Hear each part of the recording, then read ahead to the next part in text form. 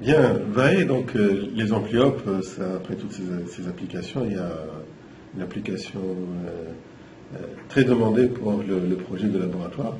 C'est comment générer les signaux. On demande de créer un signal sinusoïdal, rectangulaire, triangulaire. Est-ce qu'avec les amplyopes, on peut s'en sortir?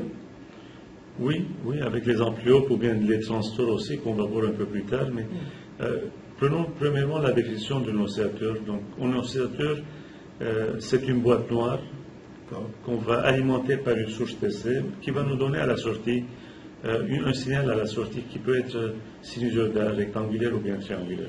Donc un signal qui oscille. Qui oscille. Donc c'est un élément, on peut penser à un élément qui a une seule porte, bien qu'on alimente. Mais donc il n'y a pas comme une entrée et une sortie. Donc il y a juste une sortie qui nous donne un signal à la sortie. Donc il y a différents types d'oscillateurs. Il y a des oscillateurs qui vont nous donner un signal, qui vont nous donner un signal à la sortie, un signal sinusoïdal. On peut avoir un signal qui est rectangulaire ou bien un signal qui est triangulaire. Donc là, comment on peut former ces oscillateurs? Il y a différentes configurations. Par exemple, si on veut avoir une sortie sinusoïdale, on pense à un oscillateur à déphasage. Un oscillateur, par exemple, à pont de Vienne, c'est une autre configuration. Il y a d'autres types aussi, comme Colpite, il y a d'autres types d'oscillateurs. Maintenant, au niveau des oscillateurs à haute fréquence, par exemple, où on peut utiliser des bobines aussi, des bobines et des condensateurs. On peut penser à un oscillateur comme Hartley, Clapp, donc il y a différentes autres configurations. Maintenant, pour avoir une sortie qui est rectangulaire ou bien triangulaire, on pense à un oscillateur qu'on appelle à relaxation. Et principalement, c'est cet oscillateur-là que les étudiants vont pouvoir concevoir au laboratoire. Donc c'est un bon choix parce qu'au laboratoire, ils ont besoin de couvrir une large bande de fréquence, c'est-à-dire que l'oscillateur doit fonctionner de 10 Hz jusqu'à 200 kHz. Donc, idéalement, c'est mieux d'aller chercher un oscillateur à relaxation. Donc, commençons par la philosophie de l'oscillateur. Comment on peut faire la conception d'un oscillateur? Donc, il y a deux approches. Il y a une approche qu'on appelle une approche de contre-réaction, une approche qu'on appelle l'approche de résistance négative. L'approche de la contre-réaction, c'est que en boucle fermée, il faut que le système nous donne un gain qui est égal à 1 avec un déphasage qui est égal à 0 degré ou bien 360 degrés. Donc si on arrive à respecter cette condition, le système commencera à osciller. Au niveau de la résistance négative, l'approche est un peu différente. Donc on a un système qui contient des portes qui sont sur l'axe des imaginaires. Probablement avec les résistances parasitiques, ils vont tomber dans la partie négative. Donc on a besoin d'éliminer ces résistances pour pouvoir se placer sur l'axe des imaginaires. Donc, on va ajouter une résistance négative pour pouvoir éliminer ces résistances intrinsèques de la bobine et du condensateur. Donc, quand on est, par exemple, dans la contre-réaction, c'est une notion qu'on comprend très bien, même dans l'analyse des systèmes. Ça veut dire que l'on se place sur la limite de la stabilité.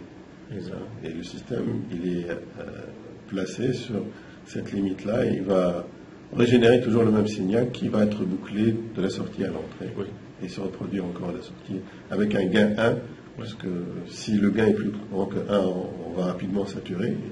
S'il est plus faible, on va rapidement éteindre ce signal-là.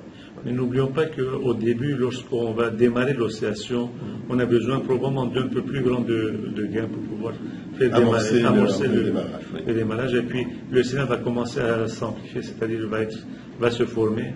À ce moment-là, la boucle va se fermer et puis la condition d'oscillation va être respectée. Maintenant, si on regarde l'oscillateur à déphasage, donc ça c'est le circuit que vous voyez à l'écran. Donc on a plusieurs résistances et plusieurs condensateurs. Donc principalement on a fermé la boucle et si on regarde juste les condensateurs et les résistances, on voit que ce circuit-là va nous donner une atténuation qui est égale à 1/29e. Okay, donc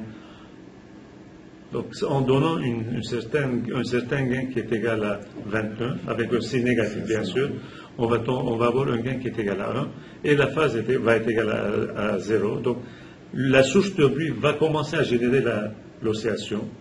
Donc n'oublions pas que le bruit est une fréquence, est une composition de plusieurs fréquences, de 0 jusqu'à l'infini. Donc qui est-ce qui va déterminer la fréquence de l'oscillation? C'est principalement la valeur des résistances et la valeur des condensateurs.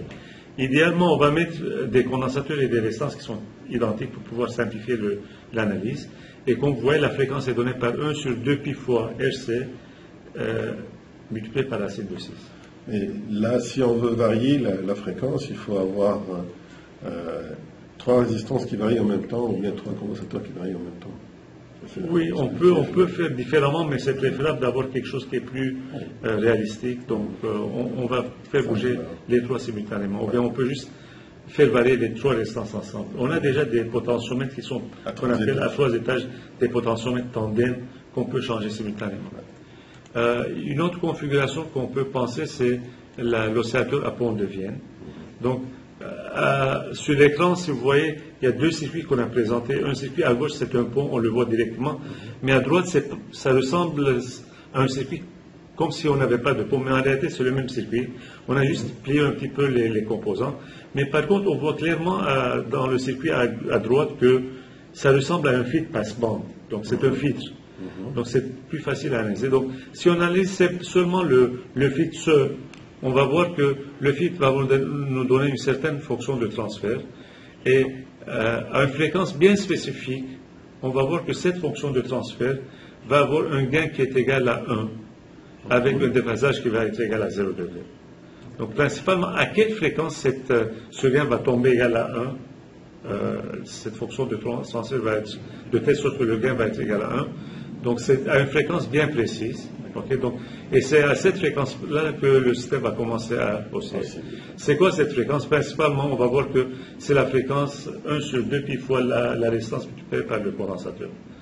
Okay. N'oublions pas que après le filtre, on va mettre un gain qui est à peu près égal à 1 pour pouvoir donner un gain total qui est égal à 1. Donc ça, c'est un circuit qui est vraiment intéressant, qui va nous donner à la sortie un signal qui est sinusoïdal.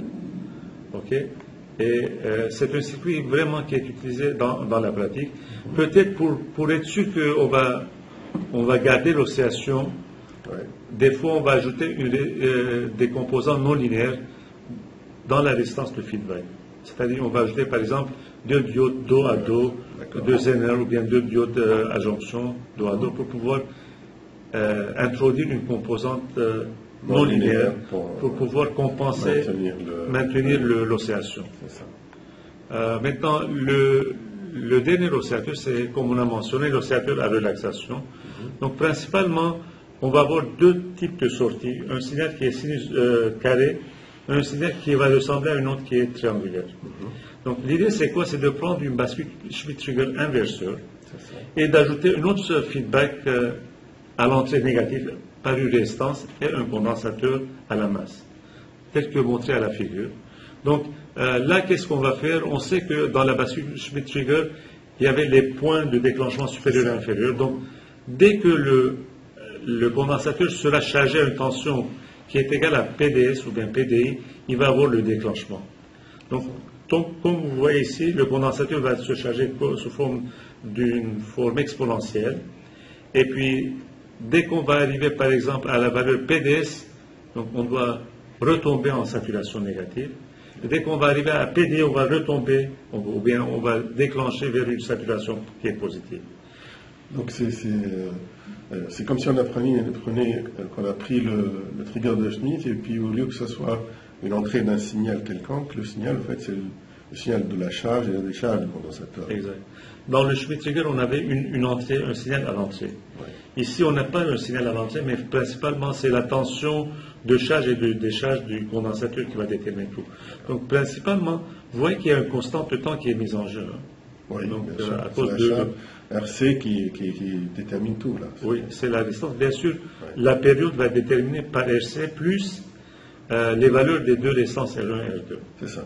La sortie, comme elle est à la saturation, en haut ou en bas, donc c'est comme si le circuit RC, vous voyez une tension constante, et qu'il se charge, et quand il atteint le point de basculement, il va basculer la sortie, donc la sortie va être à moins, par exemple, et il va se décharger dans l'autre sens.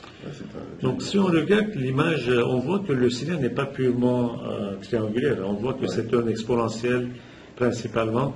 Donc pour pouvoir rendre cet exponentiel plus proche à un signal qui est sinusoïdal, on va essayer d'augmenter la constante de temps, c'est-à-dire de faire de telle sorte que cette courbure va ressembler à une autre qui est beaucoup plus linéaire, c'est-à-dire sous forme de signal triangulaire.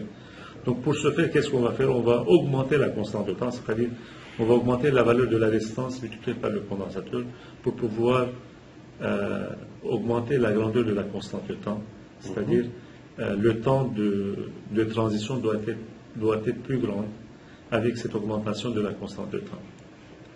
Donc ce circuit-là, vous allez sûrement l'utiliser dans votre laboratoire, le projet de laboratoire. Maintenant, pour les étudiants qui veulent voir comment on a démontré la formule de la fréquence du signal à la sortie, principalement j'ai montré ça dans une des images ici à l'écran. Donc ils peuvent regarder l'analyse et voir comment on est arrivé à obtenir la période du signal qui dépend de la résistance R du condensateur, la capacité C, plus les deux résistances R1 et R2. En fait, pour avoir le signal proche d'un signal triangulaire, c'est sur le gain qu'il faut jouer pour que le signal du condensateur atteigne rapidement le seuil de saturation sans passer trop de temps pour atteindre sa phase exponentielle. Donc on va le voir comme si c'était la partie linéaire. Oui, mais principalement, il faut jouer avec la constante de temps. Okay, donc la constante de temps est un point qui est très important dans cette analyse.